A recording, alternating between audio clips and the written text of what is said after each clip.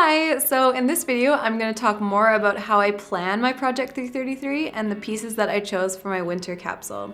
So first, I do want to say that I'm already working with a downsized wardrobe, so I'm not going to get into the decluttering process. But at the end of each season, I do look at what I have, and if there's anything that has been damaged and can't be fixed, doesn't fit properly, isn't comfortable to wear, or I just don't like anymore, I do get rid of those pieces at the end of the season. One of the cool things about Project 333 or having a seasonal capsule wardrobe is unpacking the items that you had stored away. Because you haven't worn them or even seen them in at least 3 months, it kind of feels like you have new clothes and it's exciting to wear them again. So when I'm planning my capsule wardrobe, the first clothes I choose are my must-have or key items.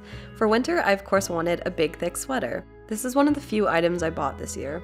When we were traveling in Iceland, I saw these beautiful hand-knit sweaters and loved them, but didn't have the budget to get one. Recently, I found this one in the thrift store, and I've been wanting a heavy, oversized sweater, so it was perfect.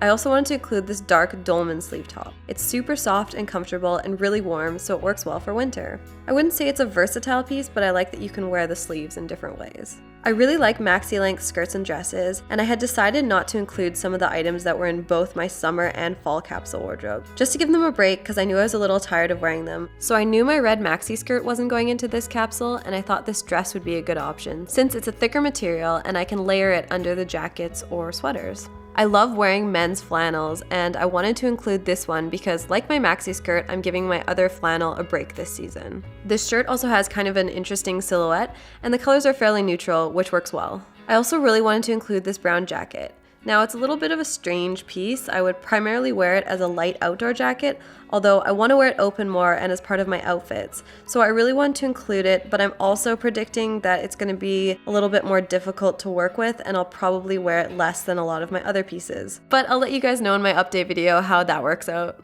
After I've selected my must-have items, I add in my basics and necessities. For me, those are my jeans, at least one tank top and a couple of t-shirts for layering, some plain long sleeves, an open layering piece, black dress, at least one skirt, a versatile dress that can be worn for day or night. Because it's winter, I need a coat, hat, and gloves or mittens.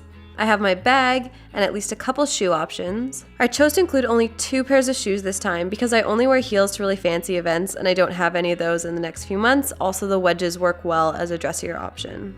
Once I have all my basics, I make sure I can make quite a few combinations.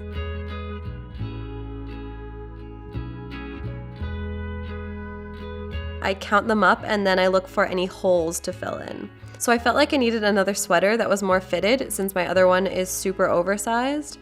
I also noticed that I didn't really have any kind of formal tops, so I included the white blouse.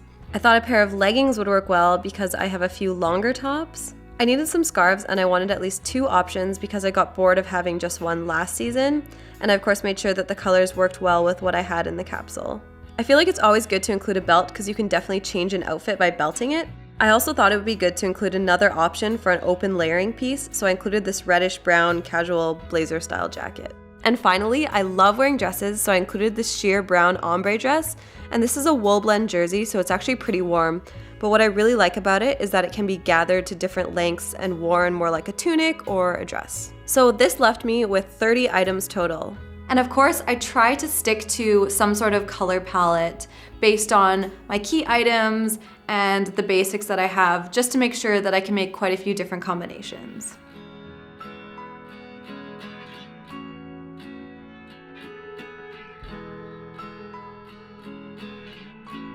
As I mentioned in my other video, I'm still adding in another bag, and I like to leave a couple items free to add in later, and this is because I find that once I've worn my capsule wardrobe for a little while, I have a much better sense of what items might be missing. Also, on that note, I do want to say that although Project 333 has rules, they're more meant to be guidelines and provide a framework that you can kind of customize to whatever works for you. And it should be a positive challenge that helps you learn that you maybe didn't need as much stuff as you thought you did, and also helps you create a wardrobe of clothing that you really enjoy wearing. But it shouldn't feel really restrictive or negative or punishing in any way. So I hope you guys enjoyed that. If you did, please give it a thumbs up. I also love reading your questions and comments. Thank you so much for watching, and I'll see you in my next video.